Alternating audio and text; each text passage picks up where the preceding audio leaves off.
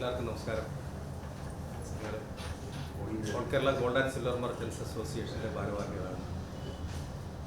ഞാൻ advocate S Abdul Nasar, സംസ്ഥാന general സെക്രട്ടറിയാണ്. അയമു ഹാജി, സംസ്ഥാന ആക്ടിംഗ് പ്രസിഡന്റ്. സംസ്ഥാന വർക്കിംഗ് ജനറൽ സെക്രട്ടറിയാണ് ഇ പ്രേമാനന്ദ്. സംസ്ഥാന വൈസ് പ്രസിഡൻ്റാണ് ശ്രീ അബ്ദുൽ അസീസ് എർബാദ്. സംസ്ഥാന സെക്രട്ടറി ശ്രീ എസ് പളനി. കേരളത്തിലെ സ്വർണ്ണ വ്യാപാര മേഖലയിലെ ഏറ്റവും പ്രധാനപ്പെട്ട അസോസിയേഷനായ all Kerala gold and silver merchants association കഴിഞ്ഞയാഴ്ച നടന്ന ചില സംഭവവികാസങ്ങളുടെ പേരിലാണ് ഞങ്ങൾ ഈ സമ്മേളനത്തിൽ പങ്കെടുക്കുന്നത്. ഈ സംഘടനയുടെ പ്രസിഡൻ്റായിരുന്ന ഡോക്ടർ ബി ഗോവിന്ദൻ ഒരു സുപ്രഭാതത്തിൽ മറ്റൊരു സംഘടനയിൽ ചേർന്ന് പ്രവർത്തിക്കുകയും അതിൻ്റെ ചെയർമാനായി മാറുകയും ചെയ്ത ഒരു വാർത്തയാണ് ഞങ്ങൾക്കും കേൾക്കാനിടയായത്. ഇത് ഏറ്റവും ദൗർഭാഗ്യകരമായൊരു സംഭവമായിരുന്നു. ഞങ്ങളെ സംബന്ധിച്ചിടത്തോളം കഴിഞ്ഞ 25-ാം തീയതി സെക്രട്ടേറിയറ്റ് പടിക്കൽ ഒരു ധർണ നടത്തുകയുണ്ടായി. ആലപ്പുഴയിൽ മുഹമ്മയിലെ രാജി ജ്വല്ലറി ഉടമ പോലീസ് കസ്റ്റഡിയിൽ മരണപ്പെട്ടതുമായി ബന്ധപ്പെട്ട് സെക്രട്ടേറിയറ്റ് പടിക്കൽ ഒരു ധർണ നടത്തുകയുണ്ടായി. നൂറുകണക്കിന് ആൾക്കാരാണ് കാസർഗോഡ് മുതൽ പാറശാല വരെയുള്ള ജ്വല്ലറികളിൽ നിന്ന് പങ്കെടുത്തത്. ആ സമ്മേളനത്തിൻ്റെ അധ്യക്ഷത വഹിച്ച സംസ്ഥാന പ്രസിഡന്റ് എന്ന നിലയിൽ ഗോവിന്ദനായിരുന്നു. ആ സമ്മേളനം കഴിഞ്ഞ് മഞ്ചേശ്വരത്തുള്ള ജ്വല്ലറി ഉടമകൾ അവരുടെ വീടുകളിൽ എത്തുന്നതിന് മുമ്പായി ജനറൽ സെക്രട്ടറിയായ എന്നോട് പോലും പറയാതെ മറ്റൊരു സംഘടനയിൽ ചേരുകയും ലയിക്കുകയും ചെയ്തതായിട്ടാണ് വാർത്തയിലൂടെ നമുക്ക് അറിയാൻ കഴിഞ്ഞത്. കടുത്ത വഞ്ചനയാണ് ഗോവിന്ദൻ കേരളത്തിലെ സ്വർണ്ണ വ്യാപാരികളോട് കാണിച്ചതെന്ന് പറയുവാൻ ഈ അവസരം വിനിയോഗിക്കുന്നു. കഴിഞ്ഞ 9-ാം തീയതി, ഫെബ്രുവരി 9-ാം തീയതി കോഴിക്കോട് വെച്ച് തെരഞ്ഞെടുപ്പ് നടന്നു. 112 അംഗ സംസ്ഥാന കൗൺസിലാണ് അസോസിയേഷനുള്ളത്, 14 ജില്ലകളിൽ നിന്നായിട്ട്. അതിൽ 99 പേരാണെന്ന് സമ്മേളനത്തിൽ പങ്കെടുത്തത്. ആ സമ്മേളനത്തിൽ വിവിധ ജില്ലകളിൽ നിന്നും പാനലുകൾ അവതരിപ്പിച്ചിരുന്നു. 9 പാനലുകൾ കെ സുരേന്ദ്രൻ പ്രസിഡൻ്റായും ഒരു പാനൽ മാത്രമാണ് ഗോവിന്ദൻ പ്രസിഡൻ്റായും വന്നിട്ടുള്ളത്. സുരേന്ദ്രൻ പ്രസിഡൻ്റായി തിരഞ്ഞെടുക്കപ്പെടുന്ന രീതിയിൽ തന്നെയായിരുന്നു മുന്നോട്ട് നീങ്ങിയത്. അപ്പോൾ അവിടെ ബഹളങ്ങൾ വെക്കുകയും ഗോവിന്ദൻ്റെ വിഭാഗം ബഹളം വെക്കുകയും അവരതിൽ നിന്ന് ഇറങ്ങിപ്പോവുകയും ചെയ്ത ഒരു സാഹചര്യം ഉണ്ടായി. ഇത് രാഷ്ട്രീയ സംഘടനയൊന്നുമല്ല, കേരളത്തിലെ സ്വർണ്ണ വ്യാപാരികളുടെ സംഘടനയാണ്. ഇതിനകത്തൊരു ഭിന്നത ഉണ്ടാക്കാനൊന്നും ഞങ്ങൾ ആഗ്രഹിക്കുന്നില്ല. അദ്ദേഹത്തെ തിരിച്ചു വിളിച്ചുകൊണ്ട് വന്ന് സുരേന്ദ്രൻ പ്രസിഡൻ്റ് സ്ഥാനത്തു നിന്ന് സ്വയം മാറിക്കൊണ്ട് അദ്ദേഹത്തെ പ്രസിഡൻ്റായി അവരോധിച്ചതാണ് കേരളത്തിലെ സ്വർണ്ണ വ്യാപാരികളുടെ സംഘടന. ഏതാണ്ട് 99 പേര് പങ്കെടുത്തതിൽ 90 പേരും സുരേന്ദ്രൻ്റെ പേരാണ് നിർദ്ദേശിക്കപ്പെട്ടത്. എന്നിട്ട് ഇതിനൊരു ബിംബം പോലെ ഞങ്ങൾ കൊണ്ടു നടക്കുകയായിരുന്നു. ബാക്കി ഭാരവാഹികളെ എടുത്ത് അദ്ദേഹത്തെ പ്രസിഡൻ്റായി ഞങ്ങൾ മുന്നോട്ട് കൊണ്ടുപോകുന്ന സാഹചര്യത്തിലാണ് ഈ സെക്രട്ടേറിയറ്റ് ധർണ നടന്നത്. ആ സെക്രട്ടേറിയറ്റ് ധർണ നടന്നതിന് ശേഷമാണ് ഇവിടെ പോയി ലയിച്ചത്. എന്നിട്ട് അദ്ദേഹം ഞങ്ങളെ പുറത്താക്കുകയാണെന്നും പറഞ്ഞ് പത്രസമ്മേളനം നടത്തി. ഞങ്ങളുടെ സംഘടനയിൽ നിന്നും പുറത്തുപോയി മറ്റൊരു സംഘടനയിൽ ചേർന്നിട്ട് ആ സംഘടനയിൽ നിന്നും ഞങ്ങളെ പുറത്താക്കിയെന്ന് പറയുന്നതിന് എന്താ ഔചിത്യമാണുള്ളത്? ഞങ്ങൾ ആ സംഘടനയെ പ്രവർത്തിച്ചിട്ടുള്ളവരല്ല. പിന്നെ എങ്ങനെയാണ് ഞങ്ങളെ ആ സംഘടനയിൽ നിന്ന് പുറത്താക്കുന്നത്? അദ്ദേഹത്തെ ചെയർമാനാക്കിയെന്ന് പറയുന്നു. ഞങ്ങളുടെ സംഘടനയുടെ ബൈല, പുതിയ അമെൻമെൻറ്റ് നടത്തിയ ബൈലയാണിതുള്ളത്. 2000-ൽ ഞങ്ങൾ ബൈല നിലവിൽ വരുമ്പോൾ പഴയ ബൈലയാണിത്. ഈ 2 ബൈലായാലും ചെയർമാൻ എന്നൊരു സ്ഥാനമില്ല. ഈ 2 ബൈലായാലും ഇല്ല. ഈ 2 ബൈലായും ഉണ്ടാക്കുന്നതിന് ബൈല കമ്മിറ്റി അംഗമായിരുന്നു ഞാൻ. 2000-ലെ ബൈല കമ്മിറ്റി എടുക്കുമ്പോഴും അതിനുശേഷം അമെൻമെൻറ്റ് നടത്തുന്നതിനും ഞാൻ ഉൾപ്പെടെയുള്ള കമ്മിറ്റിയാണ് ഇതിൻ്റെ രജിസ്ട്രേഷൻ നടപടികൾ ആദ്യം മുതലേ പൂർത്തിയാക്കിയത്. ആ ബൈലായിലെങ്ങും ചെയർമാൻ എന്ന് പറയുന്ന ഒരു പദവിയില്ല. അപ്പോൾ ഈ സംഘടനയെ വേറൊരു സംഘടനയിൽ നിന്നും കൊണ്ട് പ്രവർത്തിച്ചുകൊണ്ട് മറ്റൊരു സംഘടനയിൽ അംഗമായി അവിടെ ലയിച്ചുകൊണ്ട് ഞങ്ങളെ പുറത്താക്കുന്ന സാഹചര്യം, അതിനെയൊക്കെ നമ്മൾ ആ രീതിയിൽ മാത്രമേ അതിനെയൊക്കെ കാണുന്നുള്ളൂ.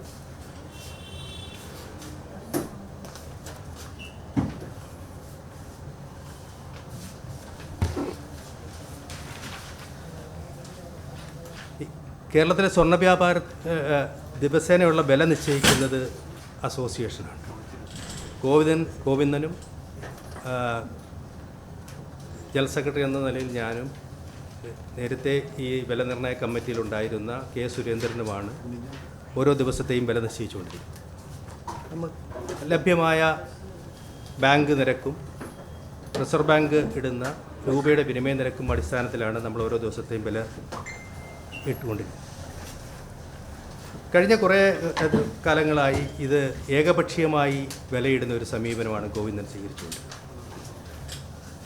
ഇന്നിപ്പോൾ വിലയിടുന്നത് ഏകദേശം കൃത്യമായി 93% ഇപ്പോൾ വിലയിട്ടുകൊണ്ടിരിക്കുന്നത്. കഴിഞ്ഞ ഒരാഴ്ചയ്ക്ക് മുമ്പ് വരെ 94% വിലയിടുന്ന ഒരു സാഹചര്യമാണ്. 1% കൂടെ മാർജിൻ കൂട്ടി വെച്ചുകൊണ്ടാണ് വിലയിട്ടുകൊണ്ടിരുന്നത്. സാർ, ആ മൊബൈലുകൾ ഒന്ന് മാറ്റി വെക്കണം.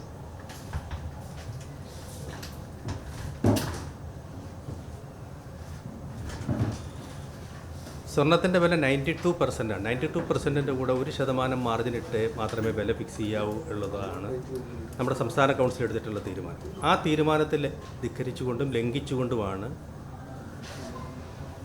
ഈ വിലൻ്റെ ചെയർമാൻ എന്ന നിലയിൽ പ്രസിഡൻ്റായിരുന്ന ഗോവിന്ദൻ 94% ഫിക്സ് ചെയ്തിരുന്നത്. അപ്പോൾ സ്വർണ്ണവില സ്വാഭാവികമായി കൂടുന്ന ഒരു സാഹചര്യമാണ്. ഒരു ഈ വില ക്രമാതീതമായി വർദ്ധിക്കുമ്പോൾ ഒരിക്കലും 2% മാർജിൻ ഇട്ട് വിൽക്കാനേ പാടില്ല എന്നുള്ളൊരു നിലപാട് സംസ്ഥാന കൗൺസിൽ എടുത്തിട്ടുണ്ട്. പക്ഷേ വില കൂടുന്ന സാഹചര്യത്തിൽ ഇദ്ദേഹം 2% വരെ മാർജിൻ ഇട്ടാണ് കഴിഞ്ഞ ആഴ്ച വരെ വില ഫിക്സ് ചെയ്തിരുന്നത്. ഇപ്പോൾ അത് 93-ലാണ് ഇന്ന് കറക്റ്റായിട്ട് ഫിക്സ് ചെയ്തത്. ഇന്നലെ 93-ൽ ഞങ്ങൾ വില ഫിക്സ് ചെയ്തപ്പോൾ 7,945 രൂപയായിരുന്നു. കറക്റ്റ് 40 രൂപ, 5 രൂപ കൂട്ടി ഫിക്സ് ചെയ്ത് 45 ആക്കിയാണ് അവർ. അപ്പോൾ 93 എന്നുള്ള ഒരു മാനദണ്ഡത്തിലാണ് ഞങ്ങൾ പോയിക്കൊണ്ടിരിക്കുന്നത്. ഇന്നലെ അവർ 5 രൂപ കുറച്ചിട്ട് 2 വിലയാണെന്ന് വരുത്താനുള്ള ശ്രമം നടത്തി, 7,948 കൊണ്ട് ഗ്രാം. അപ്പോൾ ഈ സംഘടനയിൽ വിഷയങ്ങളുണ്ടാകും. പക്ഷേ സ്വർണത്തിന് ലോകമെമ്പാടും ഒരു വില തന്നെ, അത് വരുന്ന നികുതി ഘടനയിൽ വരുന്ന വ്യത്യാസം മാത്രമേ ഉള്ളൂ. അപ്പോൾ അതുകൊണ്ട് ഒരു റേറ്റ് വാർ ഉണ്ടാക്കാനൊന്നും നമ്മൾ ആഗ്രഹിക്കുന്നില്ല. കാര്യം ജനങ്ങൾക്ക് ഏറ്റവും ഗുണകരമാകുന്ന രീതിയിൽ കസ്റ്റമർക്ക് കിട്ടുന്ന വില ഏറ്റവും കുറച്ച് കൊടുക്കുക എന്നുള്ള സമീപനം മാത്രമാണ് നമ്മൾ ചെയ്യുന്നത്. അതുകൊണ്ട് കൃത്യമായി ഞങ്ങൾ 93 ഇടുന്നു.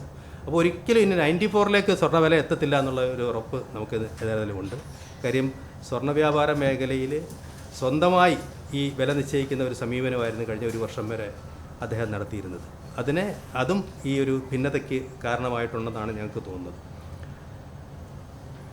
ഈ സംഘടനാപരമായ ഒരു സമീപനങ്ങളൊന്നും അദ്ദേഹം സ്വീകരിക്കുക. കേരള വ്യാപാരി വ്യവസായ ഏകോപന സമിതിയുടെ ഒരു ജാഥ വന്നത് കേരളത്തിലെ എല്ലാ കടകളടച്ചാണ് തിരുവനന്തപുരത്ത് ഒരു വലിയ പ്രകടനമൊക്കെ നടത്തി. അന്ന് അദ്ദേഹം കട തുറന്നു വെച്ചുകൊണ്ട് അതിനെ ഒരു അവഹേളിക്കുന്ന സ്ഥിതിയൊക്കെ ഉണ്ടായി.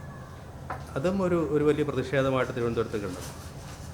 അപ്പം കഴിഞ്ഞ ദിവസം പത്രസമ്മേളനം നടത്തിയപ്പോഴത്തേക്ക് അദ്ദേഹം കേരളത്തിലെ സ്വർണ്ണ വ്യാപാരികളുടെ സ്വർണ്ണഭവൻ ഞങ്ങളുടെ പൈസ കൊണ്ടാണ് കെട്ടിപ്പൊക്കിയതെന്നൊക്കെ പറഞ്ഞു. കേരളത്തിലെ എല്ലാ സ്വർണ്ണ വ്യാപാരികൾക്കും അവകാശപ്പെട്ടതാണ് സ്വർണ്ണഭവൻ, ആരുടെയും കുടുംബസ്വത്തൊന്നുമല്ല. ഞങ്ങൾ ഓരോ ജില്ലകളും ലക്ഷക്കണക്കിന് രൂപ കളക്ട് ചെയ്ത് കൊടുത്തിട്ടുള്ളതാണ്. അന്ന് 1.25 കോടി രൂപയാണ് ആ ബിൽഡിങ്ങിൻ്റെ അന്നത്തെ വില. IS പ്രസ് റോഡിലാണ് വില. അതിനെ സംബന്ധിച്ചുള്ള അവകാശ തർക്കങ്ങളും ഒക്കെ നിലനിൽക്കുകയാണ്. ഒരു കേസിനെക്കുറിച്ചും തീർപ്പ് ഒരു കോടതിയും ഇതുവരെ വന്നിട്ടില്ല. ഞങ്ങൾ കഴിഞ്ഞ ഓണക്കാലത്ത് ഒരു സ്വർണ്ണോത്സവം പരിപാടി നടത്തി. കേരളത്തിലെ 4700 സ്വർണ്ണ വ്യാപാരികളെ കോർത്തിണക്കിക്കൊണ്ടാണ് 2.25 കിലോ സ്വർണവും 10 കിലോ വെള്ളിയും സമ്മാനമായി പ്രഖ്യാപിച്ചുകൊണ്ട് നടത്തിയ ഒരു സ്വർണ്ണോത്സവം ഉണ്ടായിരുന്നു. അപ്പോൾ അതിനകത്ത് തന്നെ പ്രസിഡൻ്റ് എന്ന നിലയിൽ ഗോവിന്ദൻ ഒരു പരിപാടികളിലും അതുമായി സഹകരിച്ചിട്ടില്ലായിരുന്നു.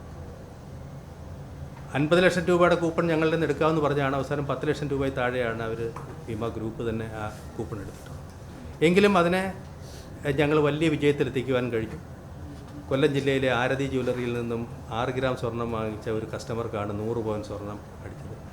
കഴിഞ്ഞ മാസം കൊല്ലത്ത് വെച്ച് നടന്ന ചടങ്ങിൽ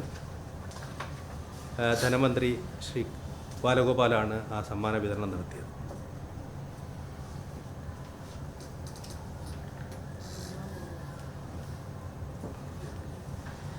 അതുപോലെ തന്നെ ഞങ്ങളുടെ ഈ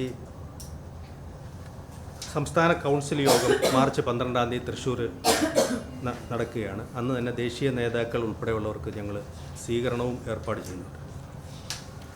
ഇത്രയും കാര്യങ്ങളാണ് അസോസിയേഷനുമായിട്ട് ബന്ധപ്പെട്ട കാര്യങ്ങൾ പറയാനുള്ളത്. അതോടൊപ്പം തന്നെ എനിക്കൊരു കാര്യം നിങ്ങൾ സൂചിപ്പിക്കാനുള്ളത്, കേരളത്തിൽ വലിയൊരു നിക്ഷേപ തട്ടിപ്പ്, 1-2 നിക്ഷേപ തട്ടിപ്പുകൾ നടന്നിട്ടുണ്ട്. ആ നിക്ഷേപ തട്ടിപ്പുകളെക്കുറിച്ച് ഗവൺമെൻറ് സ്വമേധയാ കേസെടുത്ത് അന്വേഷണം നടത്തണമെന്ന് ഞങ്ങൾ ആവശ്യപ്പെടുകയാണ്. ഈ നിക്ഷേപ തട്ടിപ്പുകാരൻ 0% പണിക്കൂലി എന്ന് പറഞ്ഞുകൊണ്ട് പരിശുദ്ധ നാമങ്ങൾ ദുരുപയോഗം ചെയ്ത് സ്വർണത്തിൽ നിക്ഷേപിക്കുന്നവർക്ക് 30% വരെ ഹലാൽ പലിശ നൽകാമെന്ന് പറഞ്ഞുകൊണ്ട് ആരാധനാലയങ്ങൾ കേന്ദ്രീകരിച്ച് പുരോഹിതന്മാരെ ഇടനിലക്കാരാക്കി വൻ നിക്ഷേപ തട്ടിപ്പാണ് നടത്തിയിട്ടുള്ളത്.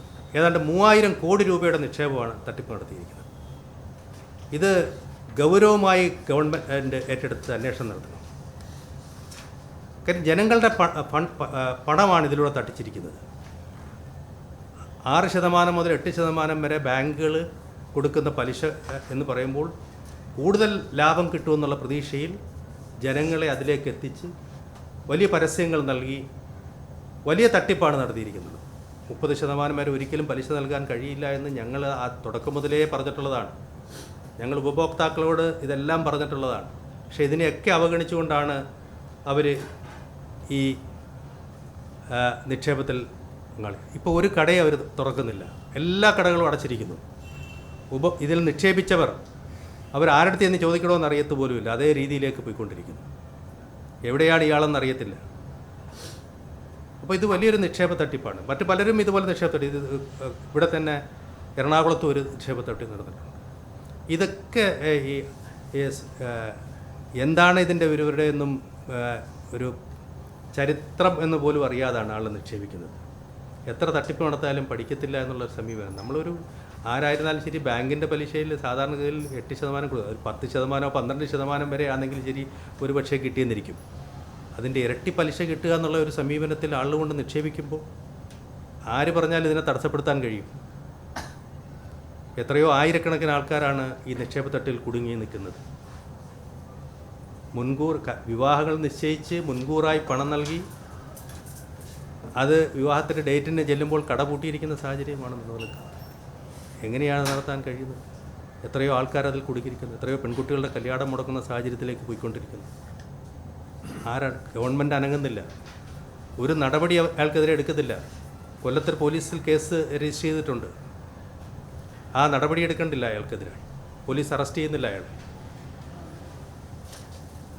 ആദായ നികുതി വകുപ്പിൻ്റെ റെയ്ഡും ഒക്കെ നടന്നിട്ടുണ്ട്. ഇപ്പോൾ അയാൾക്ക് പറഞ്ഞു നിൽക്കാനും ഒരു കാരണമായി. ആദായ നികുതി വകുപ്പിൻ്റെ റെയ്ഡ് നടന്നുകൊണ്ട് ഞങ്ങളുടെ അക്കൗണ്ടെല്ലാം ഫ്രീസ് ചെയ്തിട്ട് വിട്ടിരിക്കുകയാണ്. കേരളത്തിലെ ഈ ഒരു ബോംബെയിൽ നിന്നൊക്കെ ഏതാണ്ട് ഒരു 50-ലധികം വലിയ സപ്ലയർമാരിൽ നിന്ന് ഇയാൾ സാധനങ്ങൾ എടുത്തിട്ടുണ്ട്. അത് ഇറഗുലർ ട്രാൻസാക്ഷനാണ് നടന്നതെന്നാണ് ആദായ നികുതി വകുപ്പ് കണ്ടെത്തിയിട്ടുള്ളത്. സസ്പീഷ്യസ് ട്രാൻസാക്ഷൻ അതിനകത്തുണ്ടെന്ന് കണ്ടെത്തിയിട്ടുണ്ട്. അപ്പോൾ ഇങ്ങനെ ഉള്ള ഒരു ഗ്രൂപ്പിനെ കുറിച്ച് ഒരു ഏജൻസികളും അന്വേഷിക്കത്തില്ല എന്നുള്ള നിലപാട് ശരിയല്ല. അവർക്കെതിരായി ഏതെല്ലാം അന്വേഷണം നടത്തണമെന്ന് ആവശ്യപ്പെടുന്നു. ഞങ്ങൾ ശക്തമായ അന്വേഷണം ആവശ്യപ്പെട്ടിരിക്കുകയാണ്. അതോടൊപ്പം തന്നെ കഴിഞ്ഞ സെക്രട്ടേറിയറ്റ് നടയിൽ ഞങ്ങൾ ധർണയിൽ ഏറ്റവും പ്രധാനപ്പെട്ട ആവശ്യങ്ങളും ഇയാളുടെ ഈ തട്ടിപ്പ്, ഈ 0% തട്ടിപ്പ് അന്വേഷിക്കണമെന്നാണ് ആവശ്യപ്പെട്ടത്.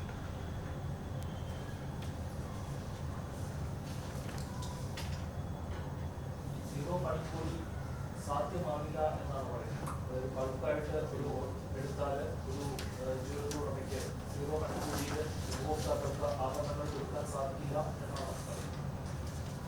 ഇയാളുടെ ഒരു ബിസിനസ് മോഡൽ അങ്ങനെയായിരുന്നു. കാര്യം 30% വരെ പലിശ കൊടുത്തുകൊണ്ട് ഡെപ്പോസിറ്റ് സ്വീകരിക്കുന്ന ഒരാളിന് 5 മുതൽ 10% വരെ പണിക്കൂലി കൊടുത്ത് വാങ്ങിക്കുന്ന സ്വർണം അപ്പം 30, 5 അല്ലെങ്കിൽ 30, 10, 40%. ഈ 40% ചിലവ് വരുന്ന ഒരാളിന് എങ്ങനെ 0% കൊടുക്കാൻ കഴിയും? ആ 40% മാത്രമല്ല, അയാളുടെ ബിസിനസ് മോഡലിനകത്ത് വലിയ പരസ്യങ്ങളാണ് ചെയ്തുകൊണ്ടിരിക്കുന്നത്. ആ പരസ്യത്തിന് വേറൊരു 10% കൂടെ, ഒരു 50-60% മുതലായി വരുന്ന ഒരു സാധനത്തിന് 0% എങ്ങനെ കൊടുക്കാൻ കഴിയും? അപ്പോൾ നമ്മൾ ഹോൾസെയിൽ എടുക്കുമ്പോൾ അവർക്ക് 92 കൊടുക്കണം. 92 പ്ലസ് എത്ര മാർജിൻ? 916ൻ്റെ ബാക്കി ഒരു 4% കൂടെ വരുമ്പോൾ 92 ആയി. 0.4%. അല്ല, ഞങ്ങൾ ഈ സ്വർണം ഞങ്ങൾ ഹോൾസെയിലർമാരിൽ നിന്ന് വാങ്ങിക്കുമ്പോൾ തങ്കത്തിനാണ് നമ്മൾ കൊടുക്കുന്നത്. അത് 92 ആണ് ആദ്യം വെക്കുന്നത്. അതെ, ഈ 24 ക്യാരറ്റ് എന്ന് പറയുന്നത് 99999 അങ്ങനെ പോകും. അപ്പോൾ അതിൻ്റെ 916 ആണ് 22 ക്യാരറ്റ്. ഈ 916 ആണ് 22 ക്യാരറ്റ്. ഈ 22 ക്യാരറ്റ് സ്വർണത്തിനാണ് ഞങ്ങൾ ഡെയിലി വില നിശ്ചയിക്കുമ്പോൾ 92 ആയിട്ട് ആദ്യം ഞങ്ങൾ റൗണ്ട് ചെയ്ത് 916ൻ്റെ കൂടെ 1% കൂടെ കൂട്ടുമ്പോഴത്തേക്ക് 92.6 എന്ന് വരും. അത് വേണ്ട, അത് 92 ആയിട്ട് ചെയ്ത് കാൽക്കുലേറ്റ് ചെയ്തിട്ട് 1% മാർജിൻ ഇടുമ്പോൾ 93 ആകും. അങ്ങനെയാണ് ഓരോ ദിവസം നിൽക്കുന്നത്. അത് ബാങ്ക് നിരക്കുകൾ, പിന്നെ റിസർവ് ബാങ്ക് ഈ വിനിമയ നിരക്ക് പ്രഖ്യാപിക്കും. ഇന്ന് വിനിമയ നിരക്ക് 87 രൂപ 39 പൈസ. അപ്പോൾ അങ്ങനെയാണ് ഈ റേറ്റ്. ബാങ്ക് നിരക്കിൻ്റെ ഒരു ഉണ്ട്. ഇന്ന് ഡോളർ റേറ്റ്, അന്താരാഷ്ട്ര ഡോളർ റേറ്റ് $2891 ആയിരുന്നു ഞങ്ങൾ വില ഫിക്സ് ചെയ്യുമ്പോൾ രാവിലെ ഉണ്ടായിരുന്നത്. അല്ലല്ല, അവരവരുടെ വില നിശ്ചയിക്കുന്നതിന് കൂടെ.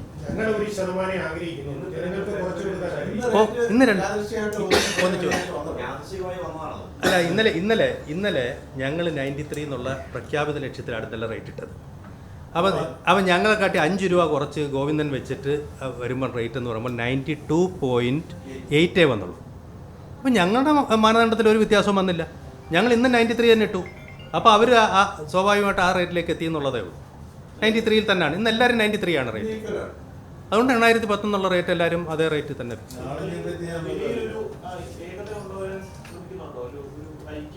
വില ഐക്യമാണല്ലോ ഇന്ന്. ഞങ്ങൾ റേറ്റ് 93 പ്രഖ്യാപിച്ചാൽ ഐക്യത്തിൽ തന്നെ ആയിരിക്കും പോകാൻ പോകുന്നത്. കാര്യം റേറ്റിൽ ഒരു വാറ് നടത്തി ഉണ്ടായിരുന്നു. ഒരു കാൽക്കുലേഷനിലേക്ക് എല്ലാ സംഘടനകളും എത്തിയാൽ ഏകീകൃത വില തന്നെ കൊണ്ടുപോകാനൊക്കെ അതിന് യാതൊരു കുഴപ്പവും വരത്തില്ല. 93 ആണ്. അതൊരു പ്രഖ്യാപിത നയമാണ്. എല്ലാ വൻകിടക്കാർ ഉൾപ്പെടെയുള്ളവർ അക്സെപ്റ്റ് ചെയ്ത് മുന്നോട്ട് പോകും. ഇന്നലെ ഞങ്ങൾ 7,945 രൂപ എന്നുള്ള വിലയിട്ടപ്പോൾ കല്യാൺ, മലബാർ, ജോയി ആലുക്കാസ്, ജോസ്കോ ഈ തുടങ്ങിയ എല്ലാ ടീമുകളും ഈ വിലയാണ് ഫോളോ ചെയ്തത്. ദേശീയ തലത്തിലും ആ വില തന്നെ ആയിരുന്നു ഇന്നലെ. ആ റേറ്റ് ഉണ്ട്. ഓൾ ഇന്ത്യ ജമ്മാഞ്ചുണ്ട്. ഞങ്ങളെ അംഗീകരിക്കുന്നത് ഞാൻ എൻ്റെ ഡയറക്ടറാണ്. അപ്പം ഞങ്ങൾ 12-ാം തീയതി ദേശീയ നേതാക്കളെല്ലാം വരുന്നുണ്ട്. തൃശ്ശൂർ വരുന്നുണ്ട് സ്വീകരണത്തിന്. എൻ്റെ അടുത്ത് ഞാൻ ജീവിച്ചു പോട്ടുന്നു. ഞാൻ പറയും സ്വർണ്ണ മേഖലയിലാണ് ഇതുപോലെ പച്ചക്കളറൊക്കെ ആയിട്ട് വരുന്നത്. ഇത് സ്വർണ്ണ മേഖലയും വർഗീയവൽക്കരിക്കാനായിട്ട് ഇയാൾ ഇറങ്ങിയിരിക്കുകയാണ്. വളരെ മോശമാണ്. ഈ സീസണൊന്നും മോഡലുമായിട്ട് ഇറങ്ങരുതെന്ന് പറഞ്ഞു. ഞാൻ ചോദിച്ചു എവിടെ നിന്നാണ് നിങ്ങൾ വരുന്നത്? അത് തിരുവനന്തപുരത്ത് നിന്നാണ് വരുന്നത്. ഇവിടെ വീട് മണക്കാടാണ്. അന്ന് അവിടെ തിരുവനന്തപുരത്ത് ഈ ഹോൾസെയിലോ എങ്ങാണ്ട് തുടങ്ങിയിട്ടുണ്ട്, റീറ്റെയിൽ സ്റ്റാർട്ട് ചെയ്തത്. പിന്നീട് റിപ്പബ്ലിക് ഡേയിലാണ് ഇയാൾ ആദ്യമായിട്ട് പണിക്കൂലി ഇല്ല എന്നുള്ള പരസ്യം കൊടുക്കുന്നത്. അപ്പം ഞാൻ അന്ന് അയാളെ ഫോണിൽ വിളിച്ച് ചോദിച്ചു, നിങ്ങൾ ഇത് ഇങ്ങനെ പരസ്യം കൊടുക്കുന്നുണ്ട്, 0% എങ്ങനെ കൊടുക്കാൻ കഴിയും? കമ്പ്യൂട്ടറിൽ നിങ്ങളുടെ കാഴ്ച പരിശോധിക്കുവാൻ ക്വാളിഫൈഡ് ഒപ്ട്രോമെട്രിസ്റ്റിന്റെ സേവനം ലഭ്യമാണ്. KR Opticals, near federal bank, Palluruthy. Specs world, opposite TB hospital, Karuvelippady. KR Opticals, combustion മുക്ക്, കുമ്പളങ്ങി.